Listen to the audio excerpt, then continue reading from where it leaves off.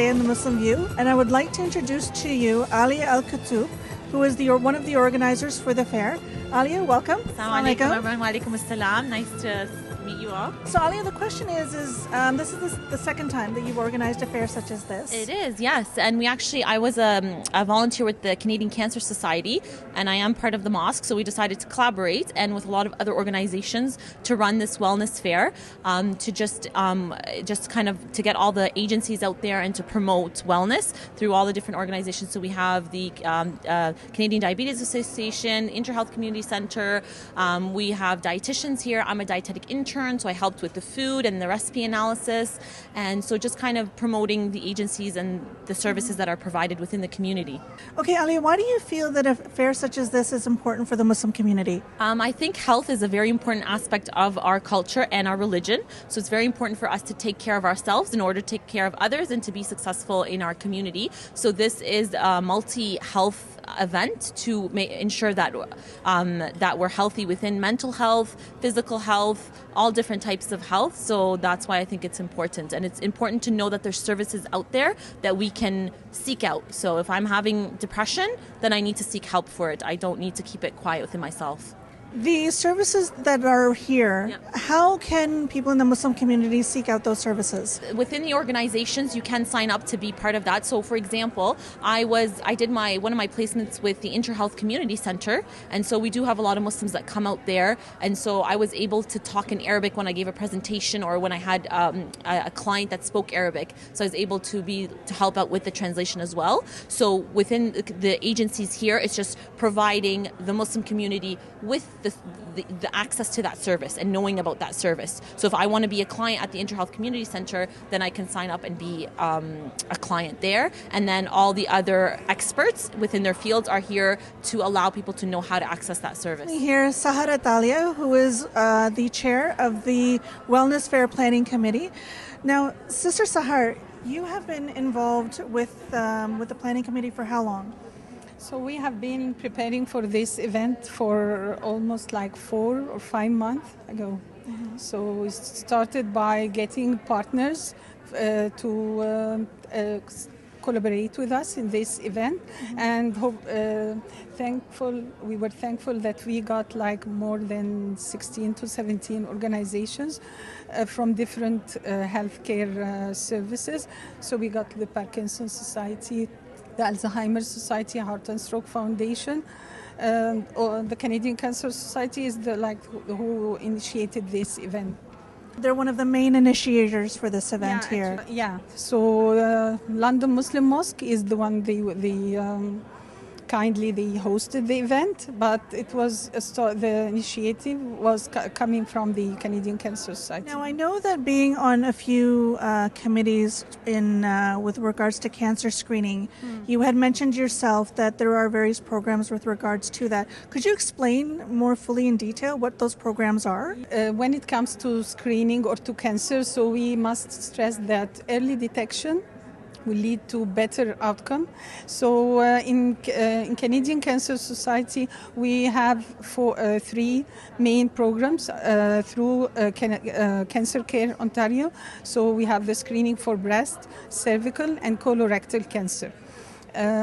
So we have on this table, if you can find, like some brochures for the mammograms and for the cervical, the PAP test, and the FOBT test for colorectal cancer. Recently, the Cancer Care Ontario, they launched an online website which called the Cancer Care IQ. So it is a very, very interesting and very beneficial risk assessment, cancer risk assessment tool. Through this website, everyone who is above 50 that can go into this site and answer some questions, and at the end there will be like a report or the risk assessment. They will tell them if they are average risk or high risk, and they will come with tips at the end. So they will tell them if they are eligible for screening, how do they do the screening. They can tell them healthy tips. They can save this reports and then can share it with their healthcare providers, and they can try to modify their health lifestyle. And then can go backward and then go and do the risk assessment again. So it's a very, very helpful tool, and we wish that everyone will be aware of this and participate in this. So what you're saying, it's a very interactive website. Yeah, it is. Is it also user-friendly? Yeah, it is. It is very, very simple and very easy to go. So we brought it here now, so we will try to promote for this and encourage people to use it. Yeah. Okay, thank you very much. Okay, we'll be now just taking a short break. We will be back at the Wellness Fair in a few minutes.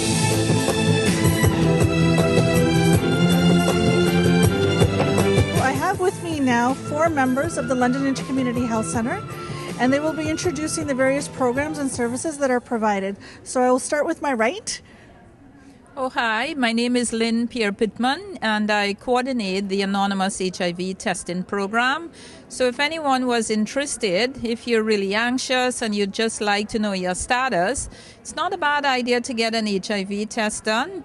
At least it lets you know for certain whether you're HIV negative or HIV positive. It can help to relieve a lot of anxiety. And we're the only place in London that provides a rapid test, so you have your results back right away. Good. Hi, I'm Ann Finnegan, and I work with the diabetes program at London Intercommunity Health Centre. And we offer a variety of programs, individual counseling for people who are pre-diabetic, diabetic, or have family members who are living with diabetes. We provide individual education as well as groups, and work in outreach programs with family physicians in the community. All right, thank you. Now to my left. Hi, my name is Evelyn Ajim, and I work with Anne with the diabetes program. And my role with the diabetes program is diabetes nurse educator. And so if you see me at the health center, I'll be helping you how to manage your food, your medication, and then just to help you live a healthier life with your diabetes. Thank you. Hi, I'm Ahmed Al-Hout from London Intercommunity Health Centre, the wraparound program. This program is for helping senior immigrants and francophones.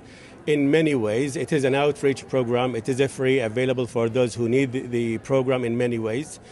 We try to help with things like housing, disability, anything that has to do with settling or living having a better life quality at home and staying or living at home as long as possible. The idea is to enable people to stay away from hospital and nursing homes as long as possible while they are still in control, being taken care of, and we try to connect them with all the various programs and services available in the City of London. I have with me Julia De Paz, who works with the Canadian Cancer Society, and she is also one of the main coordinators of this event. Welcome, Julia. Welcome. Thank you for having me. We are very excited to host the second annual Wellness Fair at the Mosque. Initially, everything started because the Canadian Cancer Society is focusing on reaching out to communities that are getting stronger and at the same time are a minority here in London.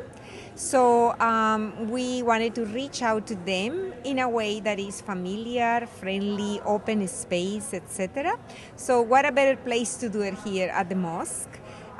We invited several partners, organizations to participate, as last year we decided to do a feedback form. So based on that feedback, that was actually very positive, they inquired, they said, well, why we don't bring Parkinson's disease, why we want to know information about Alzheimer's too, etc. So we invite these organizations who came together to bring that information. The importance of these organizations here, were they also involved last year, or are some new, some returning? Again, I think the main issue is the importance behind the service providers. Actually, the fair is growing. Last year, I think we also have 10, and this year we have about 20 different organizations interested in partnering in this. I think the focus is we are all community, we are in this together, we are facing a lot of health issues, so we need to communicate ways to prevent them, particularly the Canadian Cancer Society embrace partnerships. We like to work together with other organizations, and at the same time, send the message about prevention. We have certain power in make a difference in our health. So through information, getting the right information, knowing what to do, what to eat, what exercises to do, etc., we can participate in keeping our health. Please join us back after this small break.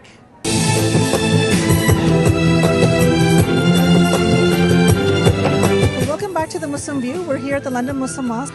I have with me Dr. Abu Basha, who has already spoken about avoiding depression at this event. Dr. Abu Basha, you've highlighted some important issues with regards to depression. How is that being dealt with here in the Muslim community? Yes, this is, like you said, is very, very important subject. Especially we have here in Canada as a multicultural country, and we receive a lot of people, different culture, different religion, different everything. And the first thing we face in here in a new community for us is who I am. And just you start to think, if you leave yourself, you will go to the depression. If you feel that you are different, you start depression. This is what happened for me. I am PhD degree from back home, Alexandria University. I came here, equal my study, equal my degrees, and I find myself nothing. Oh my God, what I did. I left everything, family, left my friends, left my career. This is very important. I came here, I find myself, I start to put in depression. But when we be healthy, we can think good. This is the important thing in depression. We need to be strong here. We need to be healthy. And if we stay and say, this is my life, I am here different, I can't do nothing, and they see to me that I put hijab, and this is hijab is make me different, maybe they didn't know that I am good. No, go ahead, start, put your first legs, and you will going on. Like me, didn't stop. I am PhD. Was assistant professor in the university. I came here, start study again, see what I want to do. I want to do something for my community. Okay, I have to do something for them. What it is, I want to be counselor. I went back to the university. I went back to the Guelph University. I study complete 2 years to finish my counselor. I make supervised hours to take the license to be in Ontario. I start to work here for the mosque, volunteer to all the community, and we have to stop to be strong, to face the problem. Even we are different, we can say we are here. We understand what is going on. We can help the community, Canadian community, the society, all the society. We are not cover our hair, cover our mind. No, we know how to think, how to make, integrate the cultures, to take what we can do it. With the Islam, nothing. Islam said to us, we have to be good with everyone, to be like this, but we have to start by ourselves first. Dr. Abu Basha, you had mentioned that one has to take the first step. Yeah. How hard was it for you to take that first step? Really, it was very hard. I came 15 years ago, and I have 3 kids, not only 3 kids, 3 girls. It's a very, very dangerous ages. 14, 10, and 6, and girls. And it was very difficult step. But, if you put your mind and write what you want, why I am here, what your goal. I am here to educate my daughters, to get a good Muslim with the culture here, how to integrate, how we can get the good things with our good things together for them, and they will accept from me, they will take from the Canadian. This is what we have to know. We know that our kids will be different. We raise up back to home. We are different. They are different. But how we can deal with them, this is very important. And I stop with myself. I get depression, and I stop myself. How comes I am successful in my back home? I can't be successful here. I am smart. How can I can't do nothing here? And I start with myself, with little help, support, counselor too. It is not shame to say that I have to go to counselor. What advice, Dr. Abu Basha, could you give the Muslim community to overcome such a negative stigma such as depression? We have to tell them it is not bad.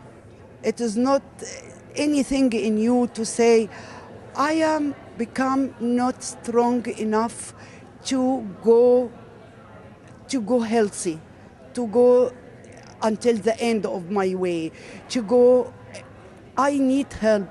We have to stand, say for ourselves, I have a problem. I am not okay. I have to ask to support before I going bad to bad, and nobody can help you. Go to take medication, you go to do this and this and this, and you can't find any person to help you. But in good time, you have to take decision to go to ask to support. Dr. Abu Basha, I want to thank you very much for sharing such a personal story. You are indeed a woman of inspiration, and I commend you a great deal for sharing such a personal story with us. Thank you very much. Thank you very much.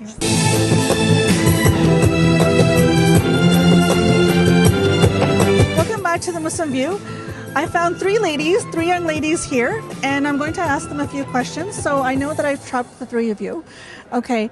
I've heard from one of the organizers that some of you are volunteering here at this event. What I want to ask is, what is the importance of volunteerism, especially amongst the youth? Amongst the youth, being a part of the community, it's necessary for us to give back to the community that built our character in order to inspire other youth to volunteer. So it's not just a means to graduate? No. I think it's a means of inspiring other youth to do the same. In your views? I think that the more you volunteer, the more working experience, because then you get to build off a lot of, on your resume too, it looks very, very good. And scholarship-wise, that's very, very good for you. And the more experience you get with people, and then the easier it gets to just know your community. And it's kind of an advantage in some way. So if you get to know your community, you also get to know the needs of the community. And how would you go about, from that aspect, networking out and getting that information out to the community? I think it's just important to let other people know what you're doing, and let other people know what we're doing in the community to raise more awareness towards certain topics like today, because it's just important to meet different people and see what they have to say and learn off of what other people are saying, and then teach other people from your volunteering experience the importance of giving back to the community, as we said before, and making sure that everyone knows and is aware of what we're doing in our community today. Yeah. Perfect. Thank you very much. Thank you. Okay, enjoy the rest of the fair. Thank you. I have Maisha and Matt. And Maisha, tell me the importance of physical fitness with regards to the Muslim community. Well, what we're stressing today is kind of expressing why physical activity can really benefit in reducing stress levels. So just alone with that, it kind of gives you time to focus on yourself. Everyone's kind of got a lot of issues that go on. Everyone's got different stressors. So having that time to yourself to really kind of focus on you and your goals is a great way to reduce stress. On top of that, hormones are released in the brain to kind of cheer your mood up a little bit. So that's why we feel physical activity is really important, not only just for the Muslim community, but for everyone. And that's what we're here to talk about today. Okay. Matt, this is your first year here. How important is it for physical health amongst the youth, not only just the youth, but also seniors? Youth especially, because you have so much energy, and if you aren't using that energy, it's going to waste. And you want to broaden your spectrum as a kid, especially because you can learn so much, even at a young age. And as far as the elderly community, you don't want your health to deteriorate, because that will happen with time. Being active is going to keep your health at peak condition as long as you're going on. Okay. Are there senior health programs specifically designed for, say, for instance, 60 and up at Movati? So we have a range of group fitness classes, women's only, the co-ed, for all different levels.